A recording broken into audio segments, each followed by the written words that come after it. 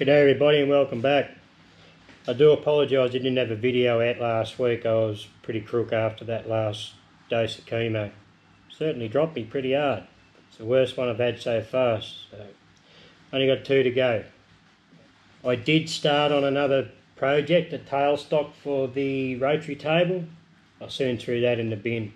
Everything I'd done just turned to crap, so just turfed the idea. The last couple of days, Trevor's just brought a brand new mill. I got a couple of shots of that. I went out and delivered it for him and helped him set it up. It's a nice mill. So I've got a little bit of footage of that. Not a lot, just shot on my phone.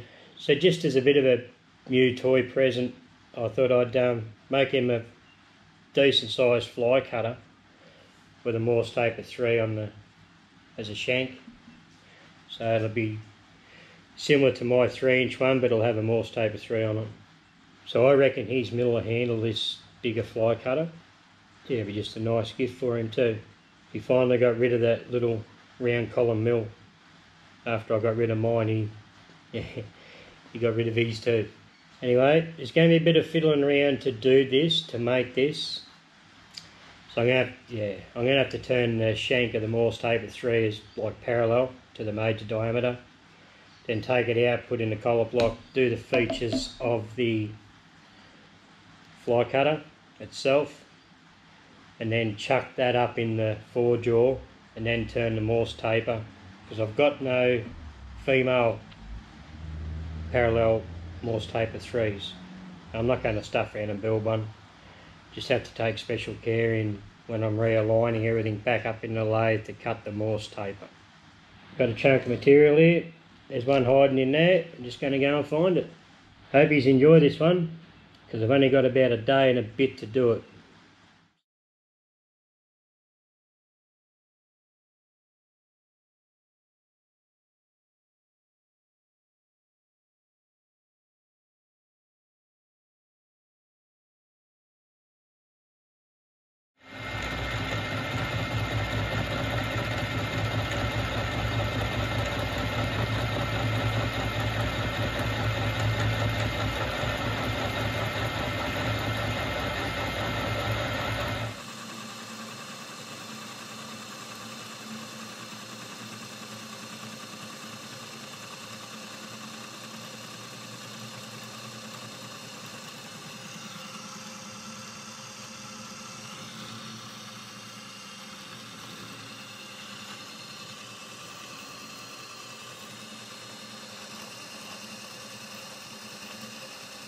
So that was the first cuts on Trev's new mill. Like to say I'm a little bit jealous, a bit of an understatement. It's absolutely beautiful, this mill. And we haven't trammed the head in, haven't done nothing, just threw the cutter in and fired it up. That head's got to be trammed obviously, but anyway, we'll get there. But the biggest problem we got now is the vise. When Trev sold the other mill, he sold the Vertex vise with it. So I have to try and rattle up another vise for him somewhere. One with a trench around it so we don't get a bit of a coolant spill like we're getting on the floor now. But as far as that mill goes, absolutely beautiful mill. Certainly can't complain about the way it was packaged, the way it was sent, and the dealings Trev had with Hare and Forbes. It was a good experience. Just going to gingerly just face this off, put a sander in it, and start hacking it down.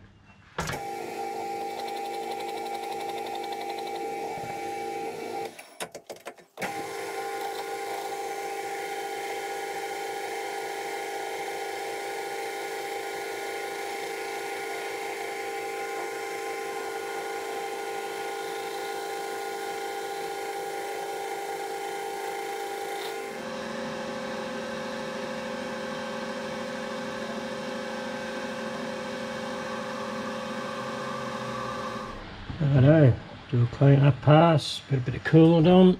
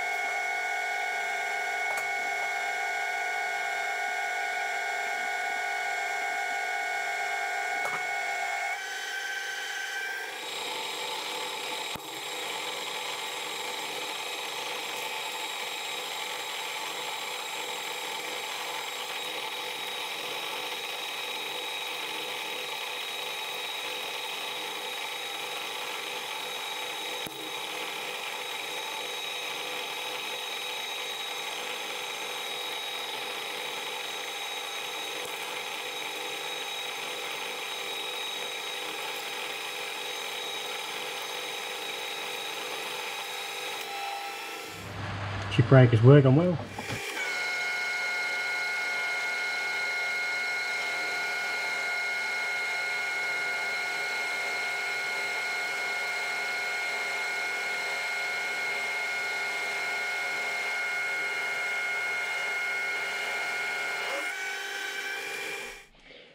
Okay, I'm just going to interrupt the video here for a second. I have been asked by Steamrail Victoria, a good mate of mine that volunteers there, if I could put a notice out to the public that there is an opportunity for a fitter machinist there for a full-time position.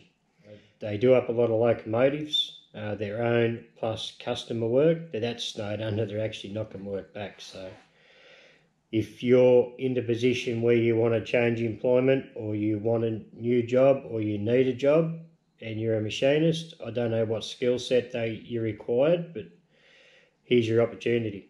I've been speaking to Jack tonight, and from what he's told me, it sounds like a really, really interesting job. I'll overlay some pictures here of some of the locos that they've got there, so you sort of get a gist of what I'm talking about. They are absolutely beautiful machines. So it's an opportunity for someone. I certainly hope that they do find someone, because they are preserving the history, which is fantastic. So in the description you'll find the information you need to get in contact with them, and good luck. So let's get back to the video.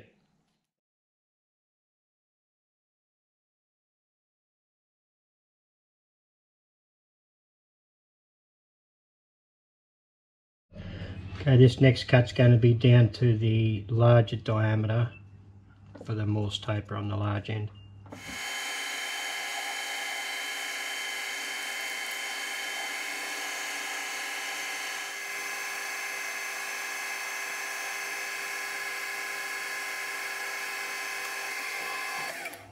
Oh, 24.27.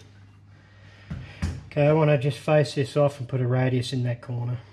Okay, this here is a new Pelpit insert tool I brought for when I done that hydraulic cylinder. It's been on back order and it's finally arrived, so I get to use it.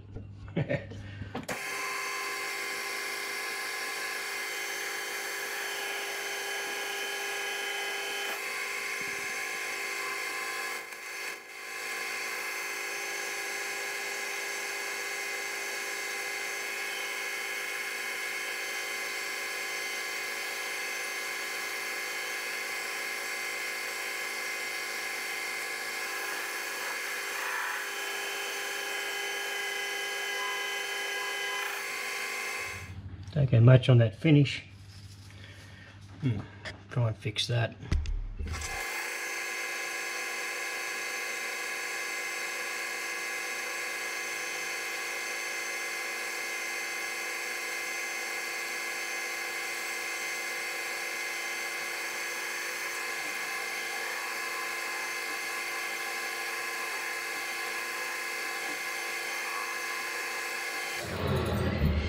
That don't look too bad. That'll do. It's going to work out what my next step is now. I think I'll turn it around, hold it in a collet and just clean up the outer surface, get rid of that hard crusty crap.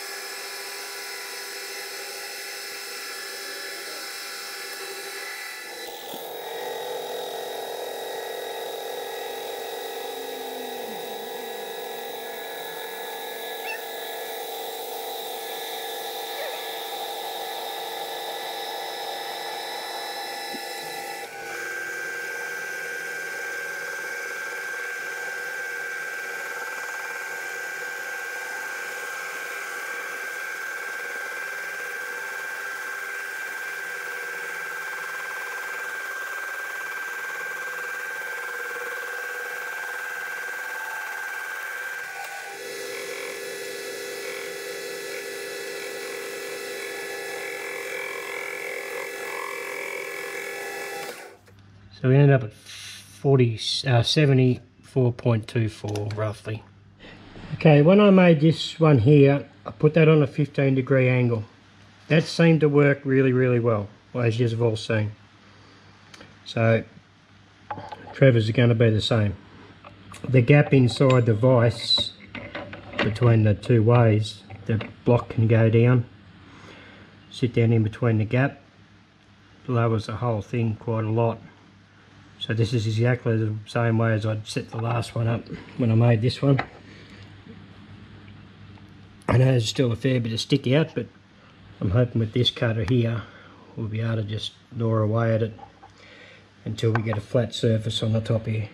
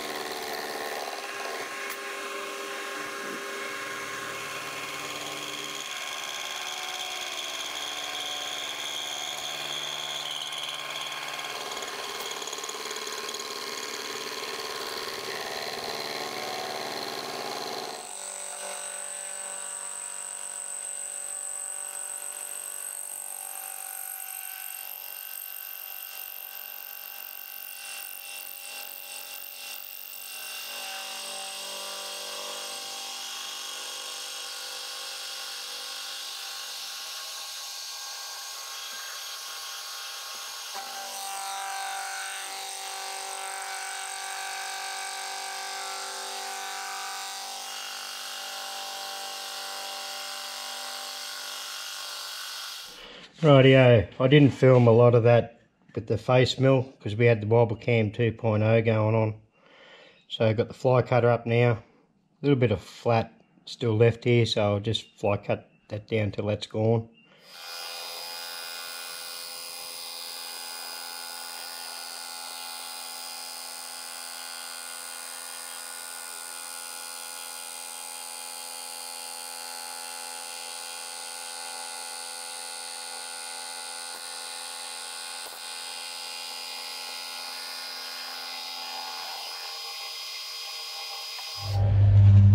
Certainly a pretty light show, wasn't it? Rightio, I've found centre. I picked up on the edge of this. That's a 3/8 cutter. I've got to move across half the diameter, so 187.5 thou.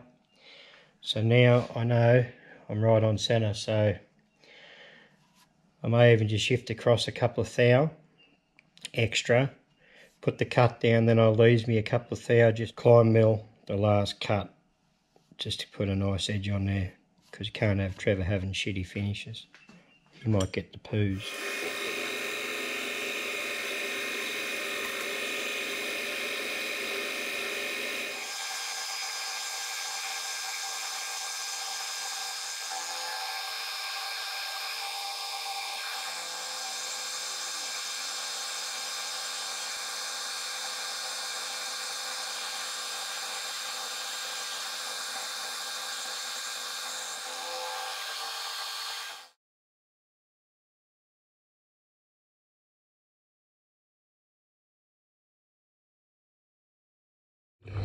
Take a width now. I end up taking that 5 thou off this inner face, and it's down to depth. Okay, so the slot is at 10 mil wide, so I've got another 2 mil to take out, so I'm not going to bore you with that. I'll bring his back when I'm right near the close to the end there.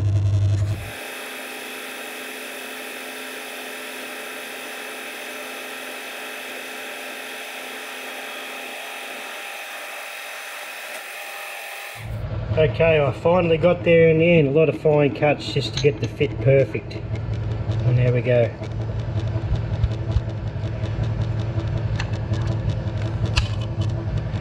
That's what we want, nice and snug. So I'll shift over now and just hack this side here out. Might just put you guys on a time lapse. I'm running out of time for this video this week. Big time.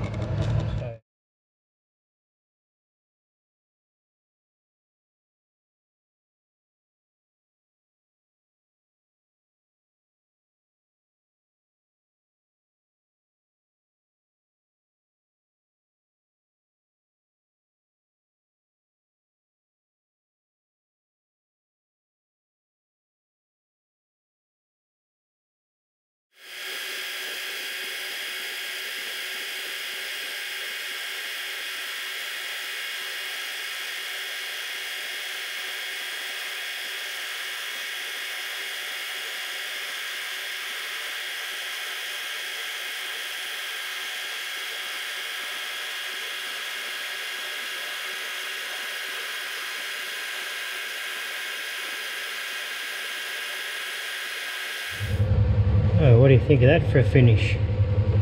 That'll do me. It's actually a nicer one than my original fly cutter. It's got to feather these out with the file, these edges, they're razor sharp. And then pop 3 holes in while it's in this collar block. I can just turn it, lay it down and drill the 3 holes with the set screws. Righto, this is going to have 3 6mm set screws in it. So I've obviously laid on the side, I've picked up on centre. Just going to space these out around, I know, 24-25mm apart.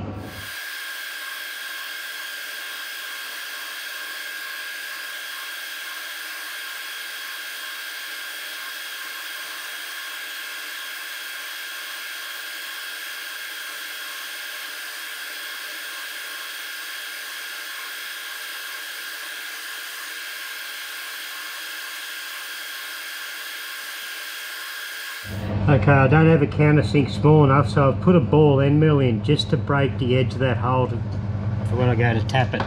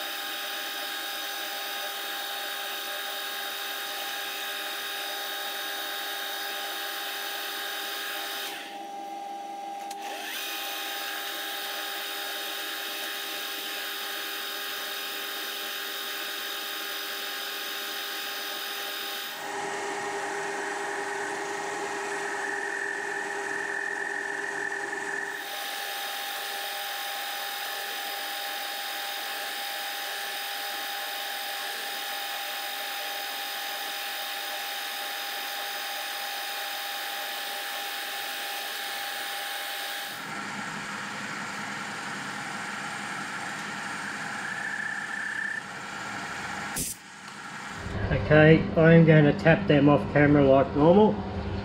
This has just turned into a right pain in the arse day, this has. This is one of them stupid ass Bordeaux taps. They are shit. Okay, an hour and a half later, or a bit longer, these are now M8, not M6. I had one 4mm carbide end mill that was fresh off the shores of China. I got 3/4 of the way down and that end mill exploded. I don't think there's any bits. Oh, hang on. Yeah.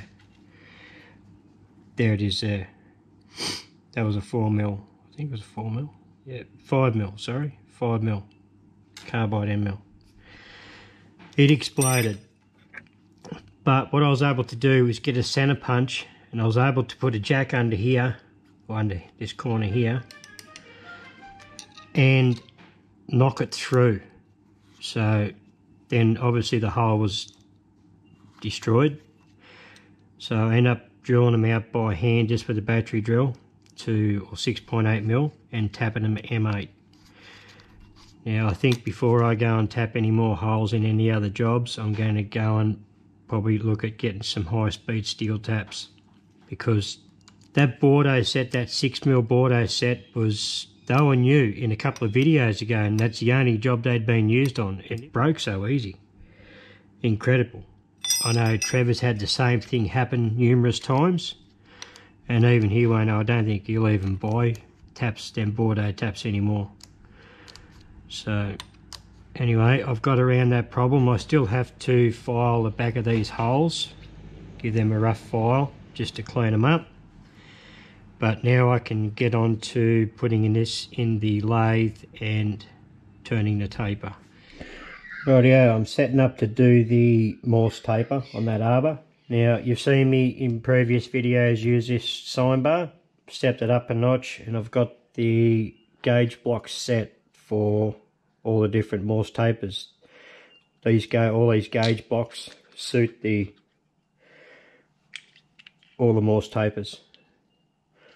So they're all precision ground to the exact width you want, and the laser etch too. So there's the one for the Morse taper 3. So no more feeler gauges and drill bits, which is a big bonus. They just sit under there, under the leg, and you indicate it in. Job done. that much, so much quicker now. So bloody brilliant idea, Jim. I'm impressed. Makes setup so much easier, mate.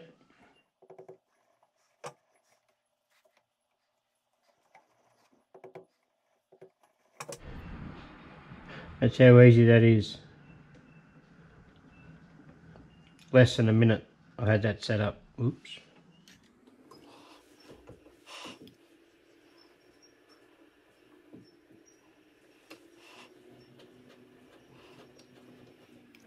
There we go, less than a minute it's set up.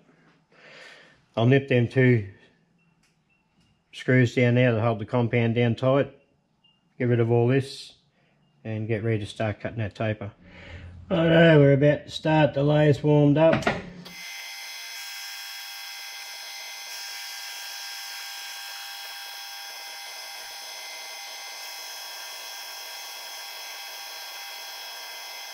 So just out of curiosity, I'm going to run coolant.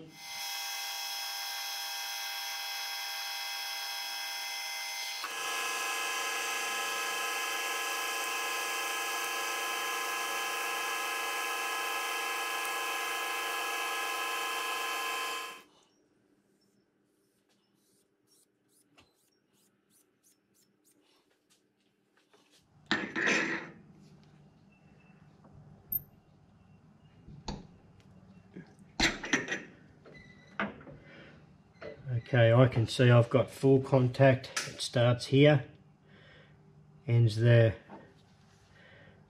which lines up with this. I've got 100% coverage. Don't know whether you can, it's going to be very hard to pick it up on camera, but you can see where I've stopped here with the putting it on, and it's all the way out here when I twisted it. So yeah, that's full contact. That's perfect.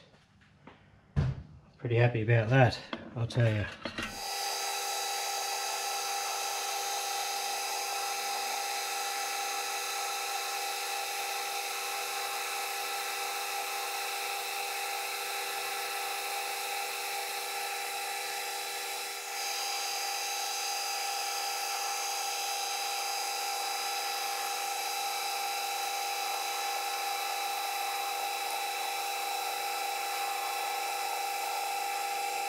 I'm not complaining about that finish. I changed over to a TNGG insert and they never fail. They just make it happen. How simple is cutting a taper now? It's beyond simple. It used to take me ages to set up and get everything right, but now 5 minutes you can be cutting a taper, and accurately too. Like there was no need for any adjustment, so I'm pretty stoked. Okay, I am happy with that. I'm going to leave that taper where it is. Just going to hit it with a bit of grey Scotch-Brite just to brighten it up. Just got to round this edge off, chamfer that and drill it and put a M12 thread up there.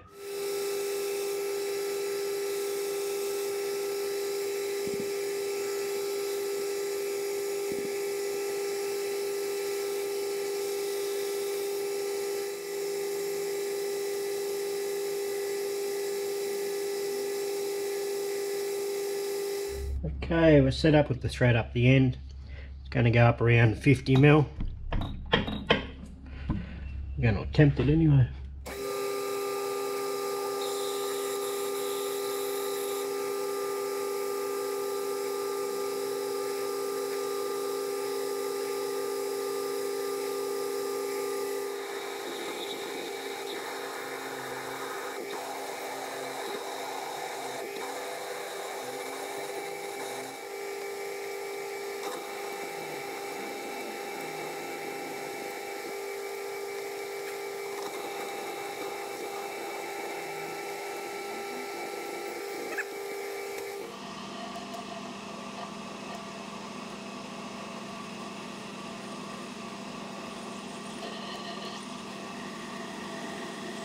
I'm going to tap this off camera because I'm just going to take my sweet ass time. I'm not rushing this one.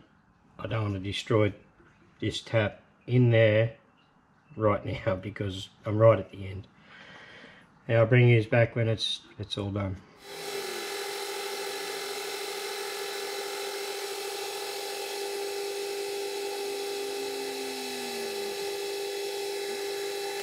That's it. Deburr. It's these edges now. This edge, these couple of little edges, and mission's done. Pretty happy with that. Rightio, I've been over it with a file and a fine stone and softened all the edges. And I'm pretty stoked with the way that's turned out. Now, I'm not going to try it. I'm going to leave it up to Trevor to try for the first time in his mill. Simply because I don't want to mark this tape or anything up. Just want to give it to him while it's pristine. And there's no difference in me trying it here or him trying it. I know it's going to work because mine's always worked. So, well, I hope it works. Anyway, I hope he's enjoyed that. And don't forget to go and check out Steamrail Victoria if you're interested in a job. I don't normally like doing that sort of thing on the channel, but Jack's a good mate of mine, so I didn't. Yeah, it's a good opportunity for someone too. Trevor doesn't know he's getting this, so he will when he watches this video tonight. So I've got to race in now, finish editing. Not too sure what's happening next week's video because I'm going back in for chemo again. I hope I can get something out, but we'll just see what happens. Anyway, appreciate you watching and see us next week hopefully. Hooroo!